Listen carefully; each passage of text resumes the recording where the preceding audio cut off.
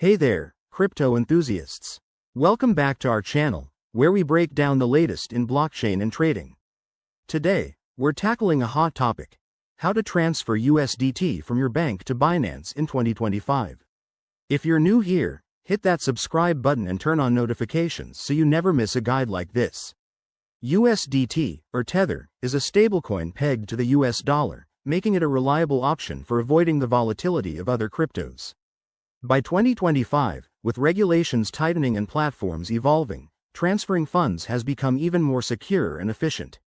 Let's dive right in. First things first, you need a verified Binance account. Head over to the Binance website or app and sign up if you haven't already.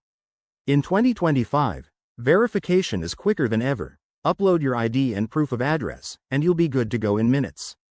Once verified, link your bank account. Binance now supports seamless integrations with major banks worldwide, so select your bank from the list and follow the prompts to connect it securely. Next, initiate a deposit. Go to the Deposit section in your Binance wallet, choose your fiat currency, like USD, and select the bank transfer option.